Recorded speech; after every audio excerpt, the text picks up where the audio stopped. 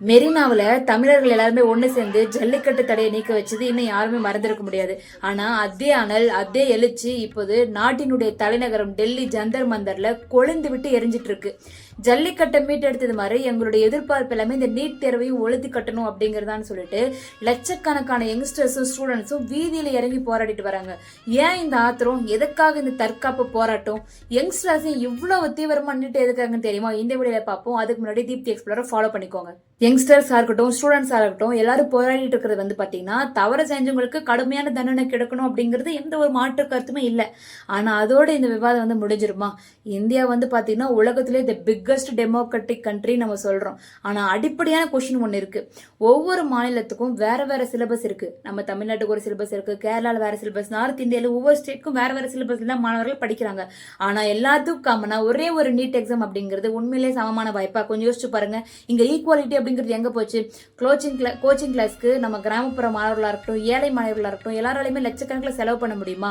தேர்வினுடைய பாதுகாப்பு மட்டுமல்ல, தேர்வினுடைய நியாயமும் சம வாய்ப்பும் இங்க ரொம்ப ரொம்ப முக்கியம். அதை பத்தி நாடு முழுவதும் தீவிரமா விவாதிக்க வேண்டிய நேரம் தான் இது. இதுக்காக தான் ஸ்டூடெண்ட்ஸ் வந்து யங்ஸ்டர்ஸ் அப்படி எல்லாமே போராடிட்டு இருக்காங்க. ஒரு ஸ்டூடெண்ட் 10ஆவதும் சரி 12ஆவதும் சரி எவ்வளவுதான் மார்க் எடுத்தாலும் ஒரு நீட் தேர்வு அவனுடைய ஒட்டுமொத்த மருத்துவ கனவையும் ஒரே நொடியில் அடிச்சு நொறுக்கிடுது. கோடிக்கணக்கில் செலவு செஞ்சு பிரைவேட் கோச்சிங் சென்டருக்கு போறோம்னா டாக்டர் ஆக முடியுங்கிற நிலைமை இன்னைக்கு உருவாயிடுச்சு. ஏழை எளிய கிராமப்புற மாணவர்களுடைய உழைப்புக்கு இங்க மதிப்பே இல்லை. தோல்வி பயத்தினாலையும் சமூக அழுத்தத்தினாலையும் தமிழகத்துல அனிதாங்கிற மாணவியில தொடங்கி எண்ணற்ற பிஞ்சு உயிர்கள் வந்து பாத்தீங்கன்னா மரணிச்சிட்டாங்க. இந்த மரணங்களுக்கு ஆன்சரா தான் இளைஞர்கள் வந்து இன்னைக்கு போராடிட்டு இருக்காங்க. சரி, இப்போ டெல்லி ஜந்தர் மந்தரில் என்னதான் நிலவரம்னு பார்த்தோம்னா, நாடு முழுவதிலிருந்து வந்திருக்கிற ஸ்டூடெண்ட்ஸ், பெற்றோர் அமைப்புகள் மற்றும் இந்த யங்ஸ்டர்ஸ் எல்லாமே நீட்டை ஒழிப்போம் அப்படின்ற ஒரே முழக்கத்தோட டெல்லியில அதிர வச்சிட்டு இருக்காங்க. முறைகேடுகளுக்கு என்னதான் காரணம்னு பார்த்தோம்னா, நீட் எக்ஸாம் அப்படிங்கிறது வெறும் தகுதி தேர்வு மட்டுமல்ல, இது பல ஆயிரம் கோடிகள் பொருள்ற ஒரு பெரிய கல்வி வியாபாரம். கொஸ்டின் பேப்பர் லீக்ஸ் ஆனது வந்து பாத்தீங்கன்னா இந்த கேள்வித்தாள் திருட்டு, வினாத்தாள் திருட்டு, இதெல்லாமே ஆள் மாறாட்டம். இந்த தேசிய அளவில் நடக்கிற கோடிக்கணக்கான ரூபாய் ஊழல் தான் வந்து இந்த முறைகேடுகளுக்கான மூல காரணமா இருக்கு. சரி, மெரினாவில் எப்படி தமிழர்களின் ஒற்றுமையை மத்திய அரசு வந்து பணிய வச்சதோ அதே மாதிரி டெல்லியில வெடித்துள்ள இந்த இளைஞர்களுடைய போராட்டம் கல்வி வணிகத்திற்கு முற்றுப்புள்ளி வைக்குமா?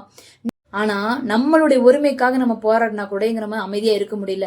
நேற்று ஜந்தர் மந்திரில நடந்த வீடியோஸ் எல்லாமே உங்களுக்கு கண்டிப்பா எல்லாருமே சோசியல் மீடியால பாத்திருப்பீங்க. ஒவ்வொரு ஸ்டூடெண்ட்ஸுமே தீவிரவாதிகள் மாதிரி வந்து ட்ரீட் பண்ணிருக்காங்க.